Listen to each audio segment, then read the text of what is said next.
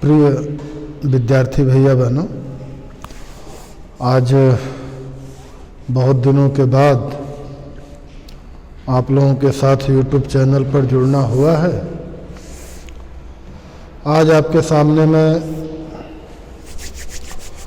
महादेवी वर्मा, जो छायावाद की प्रसिद्ध कवयित्री हैं और जिनको आधुनिक युग की मीरा भी कहा जाता है, तो उनके गीत शीर्षक नाम से कुछ पंक्तियाँ आपकी पाठ्य पुस्तक में संकलित हैं। तो उसी गीत शीर्षक के कुछ भाग को लेकर मैं आज आपके सामने यहाँ उपस्थित हूँ। महादेवी वर्मा, जिनकी गीतों में रहस्य है, उन्होंने अपने गीतों के माध्यम से अपने इष्ट, अपने ईश्वर के प्रति अनेक प्रकार के भाव, अनेक प्रकार की संवेदनाएं व्यक्त की हैं। आज जो गीत प्रस्तुत है आपके सामने, चिर सजग आंखें उनीदी, आज कैसा व्यस्त बाना, जाग तुझको दूर जाना। इसको एक बार थोड़ा गीत की धुन में देखते हैं। चिर सजग आंखें उनीदी, आज कैसा व्यस्त बाना, चिर सजग आंखें उनीदी, आज कैसा व्यस्त बाना, जाग तुझको दूर जाना, जाग तुझको दूर जाना। अचल हिमगिर के हृदय में आज चाहे कंप होले, या प्रलय के आंसुओं में मौन अलसित व्योम रोले। आज पिया लोक को डोले तिमिर की घोर छाया, आज पिया लोक को डोले तिमिर की घोर छाया। जाग या विद्युत शिखाओं में निठुर तूफान बोले, पर तुझे है नास पथ पर चिन्ह अपने छोड़ आना, पर तुझे है नास पथ पर चिन्ह अपने छोड़ आना, जाग तुझको दूर जाना, जाग तुझको दूर जाना। बांध लेंगे क्या तुझे यह मोम के बंधन सजीले, पंथ की बाधा बनेंगे तितलियों के पर रंगीले, विश्व का क्रंदन भुला देगी मधुप की मधुर गुनगुन, विश्व का क्रंदन भुला देगी मधुप की मधुर गुनगुन।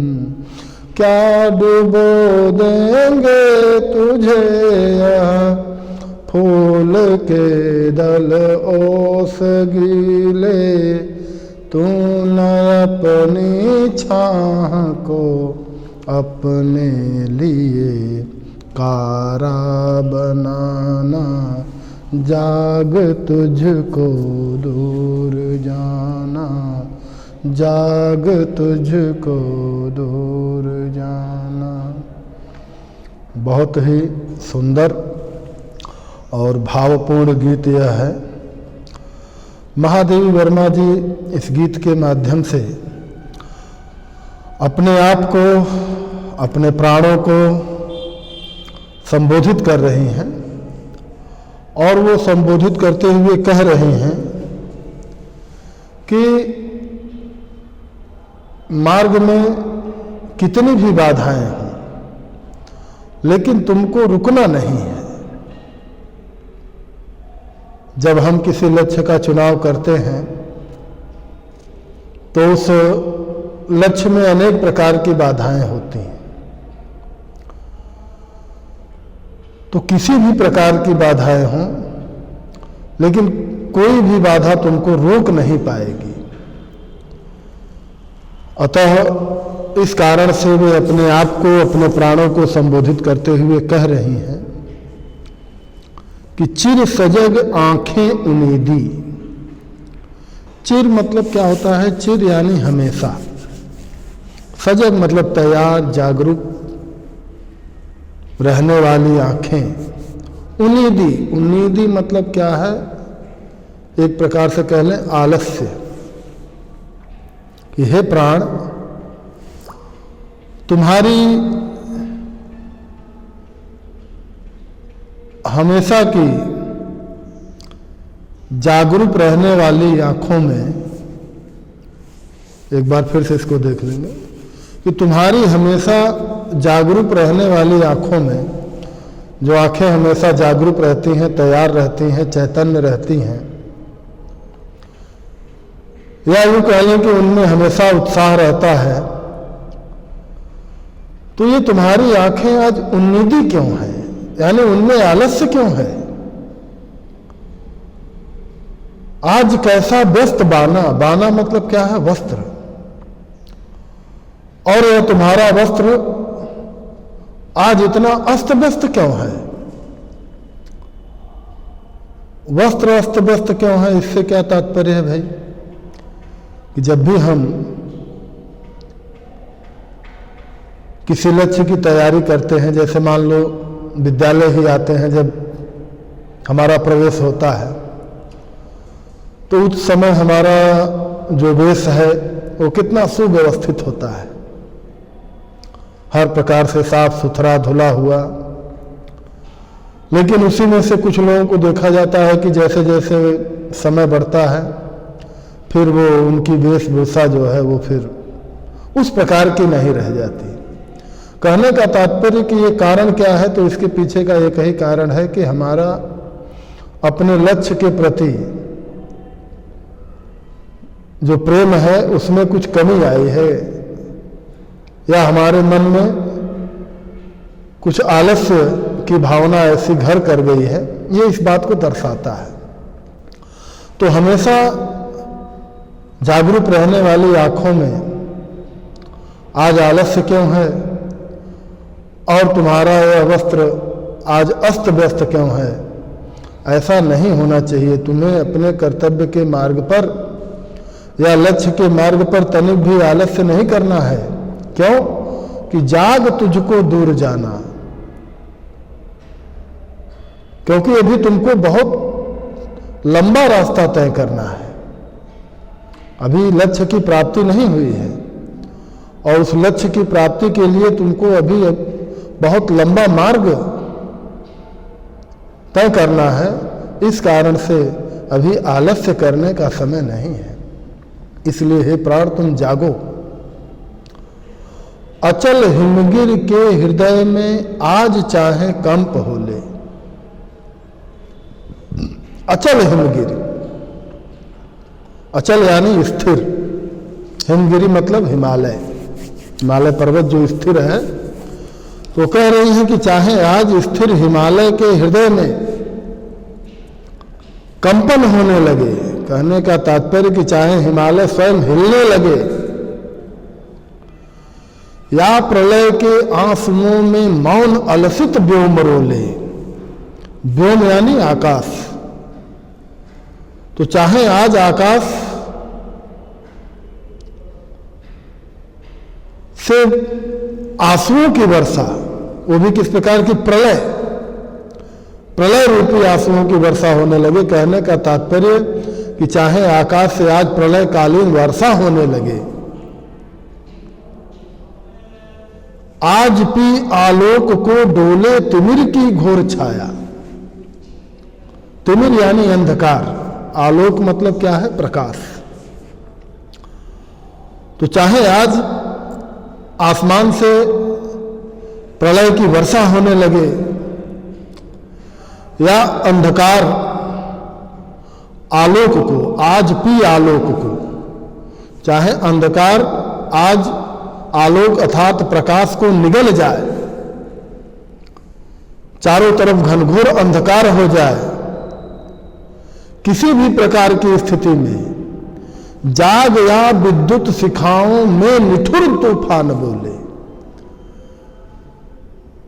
तो चाहे आज अंधकार प्रकाश को निगल जाए, चारों तरफ घनघोर अंधेरा छा जाए, या विद्युत शिखाओं से, विद्युत शिखाओं यानी आसमान में बिजली का जो तड़कना होता है, तो चाहे बिजली के तड़कने से आज तूफान की आहट सुनाई पड़ने लगे, इस प्रकार से बिजली कड़के कि ऐसा लगे कि जैसे तूफान आने वाला है,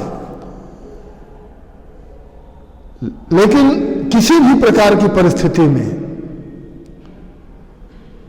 पर तुझे है नास पथ पर चिन्ह अपने छोड़ जाना।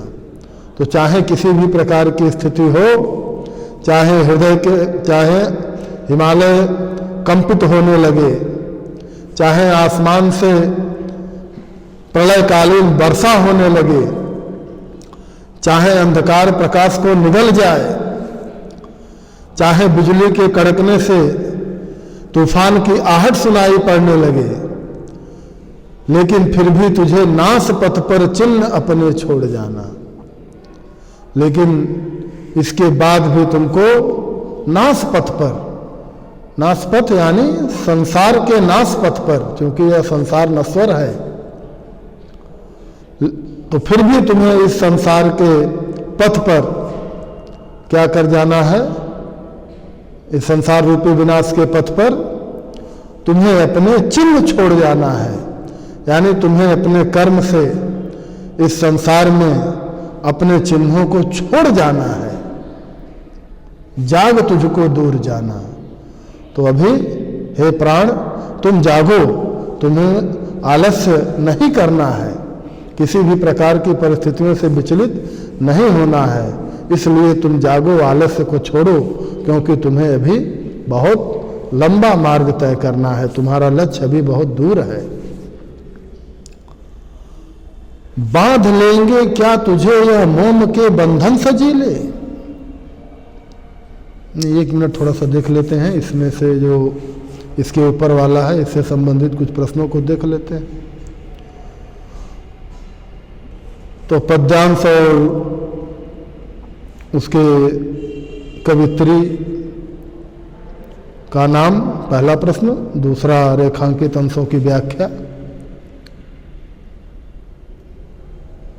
और महादेवी वर्मा यहां प्रश्न हो सकता है कि महादेवी वर्मा यहां किसको संबोधित कर रही हैं।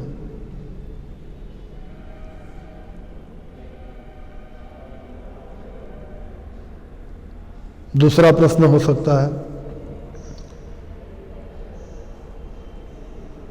कि किस स्थिति में भी महादेवी वर्मा अपने प्राणों को विचलित होने के लिए नहीं कह रही।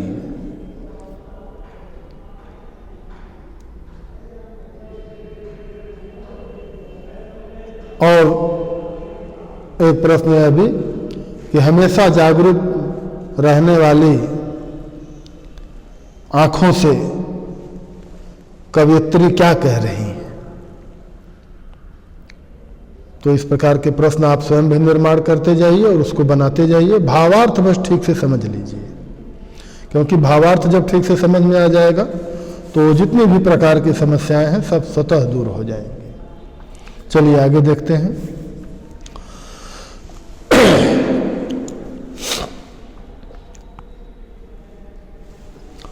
बांध लेंगे क्या तुझे यह मोम के बंधन सजीले, पंथ की बाधा बनेंगे तितलियों के पर रंगीले। तो संसार में आने वाली अनेक प्रकार की समस्याएं हैं, अनेक प्रकार के मोह माया आकर्षण। हम कोई कार्य करने की जब ठानते हैं ना, तो उसमें अनेक प्रकार की बाधक चीजें हैं। हमारे सगे संबंधी, आसपास का सामाजिक वातावरण, सांसारिक आकर्षण। तो उन्हीं सब बातों को यहां पे वो कह रहे हैं कि बांध लेंगे क्या तुझे यह मोम के बंधन सजीले। मोम के बंधन, मोम के बंधन क्यों कहा? क्योंकि मोम क्या है, थोड़ी सी गर्मी होती है तो पिघल जाता है। तो उसी प्रकार ये जो सांसारिक बंधन है हमारे आसपास विद्यमान, ये सभी बंधन क्या है, मोम की तरह ही पिघल जाने वाले हैं। थोड़ी सी भी तकलीफ हो, थोड़ी सी भी कठिनाई हो, तो हम देखते हैं बहुत से लोग साथ छोड़कर भाग जाते हैं, जिनको हम अपने लिए बहुत अच्छा मानते हैं, लेकिन थोड़ी सी समस्या आने पर, थोड़ी सी तकलीफ आने पर वही लोग हमारा साथ छोड़ के भाग जाते हैं। तो हे प्राण, क्या यह मोम के समान पिघल जाने वाले सांसारिक बंधन, वो भी सांसारिक और किस प्रकार के, सजीले। सजीले यानी आकर्षण। तो इस प्रकार के सजीले आकर्षक बंधन जो मोम के समान समय आने पर पिघल जाने वाले हैं, तो क्या यह तुमको बांध लेंगे, तुमको अपने मार्ग पर चलने नहीं देंगे? पंथ की बाधा बनेंगे तितलियों के पर रंगीले। तो क्या तुम्हारे रास्ते की बाधा बन जाएंगे? कौन? तितलियों के पर रंगीले, यानी तितलियों के रंगीन पंखों के समान। ये जो रंगीन आकर्षण संसार है, हर प्रकार से हमको आकर्षित कर देने वाला है, अपने सांसारिक प्रलोभनों में हमको लेकर के डुबा देने वाला है।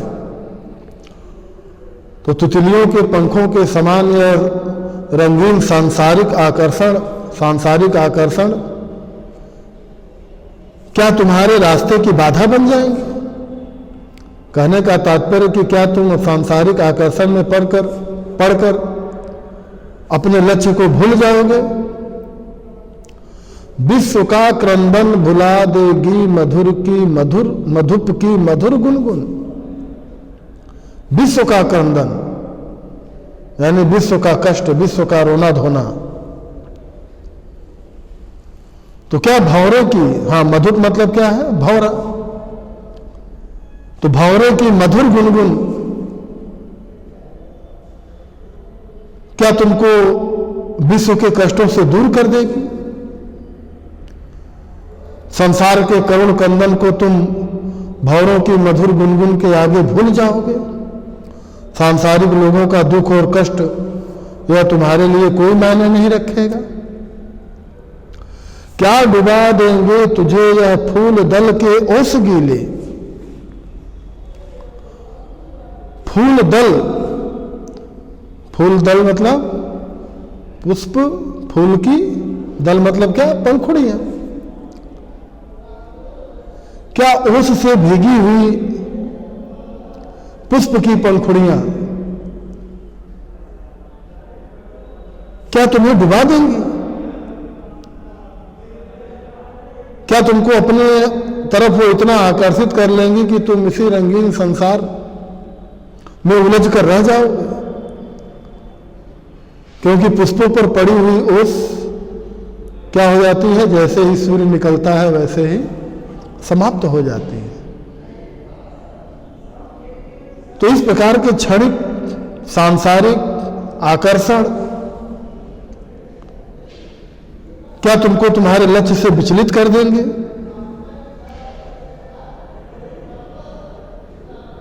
ऐसा नहीं है। तूल अपनी छाह को अपने लिए कारा बनाना। तो अपनी छाह को, यानी आप तुम्हारे आसपास जो छाया है, जो सांसारिक बंधनों की मोह माया का जो आकर्षण है, ये हमको अपने मार्ग पर चलने नहीं देता। हम कोई दृढ़ प्रतिज्ञा कर लें कि नहीं हमको इस कार्य को करना है, तो फिर परिवार वाले, समाज वाले या इस प्रकार के लोग, अभी आप निकल पड़ो ना समाज सेवा करने के लिए, कह दो भैया हम घर द्वार अपना छोड़ के जा रहे हैं, तो अभी देखिए कैसे आपके घर के लोग जो है रोने बिलखने लगेंगे। तो ये जो तुम्हारी छाह के रूप में तुम्हारे आसपास के जो बंधन हैं, जो सांसारिक आकर्षण हैं, तो इसको तुम अपने लिए कारा यानी जेल मत बनाना। जैसे जेल में एक कैदी हो जाता है ना, बंद हो जाता है, फिर वह बाहर नहीं निकल पाता। ये तुम्हारे नाते रिश्तेदार, भाई बंधु, ये सब है, ये तुम्हारी एक प्रकार से तुमको जेल में कैद करने वाली चीजें हैं। तो क्या ये तुमको जेल में अपने बंद कर लेंगे? नहीं, इसको तुम कारा, अपने लिए कारा बनाना ना। तो इन सांसारिक बंधनों को, इस मोह रूपी छाया को तुम अपने लिए जेल मत बनाना। जाग तुझको दूर जाना। तो हे प्राण तुम जगो। क्यों? क्योंकि तुमको अभी बहुत दूर जाना है, तुम्हारा लक्ष्य अभी बहुत दूर है, तुमको उसको प्राप्त करना है। इसलिए सांसारिक आकर्षणों में पड़ने की आवश्यकता नहीं है। इससे संबंधित भी कुछ प्रश्नों को देख लें।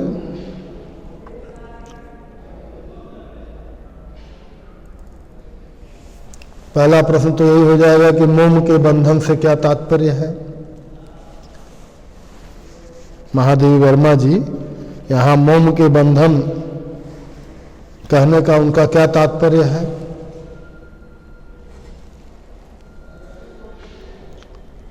अगला प्रश्न यह भी हो सकता है कि यहाँ पर मार्ग में आने वाली किन किन कठिनाइयों का उल्लेख किया गया है।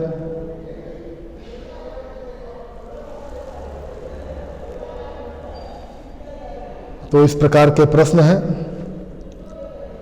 आप इन प्रश्नों को भी अपनी कॉपी पर लिखेंगे, ऐसी आशा है। आज के लिए बस इतना ही। धन्यवाद।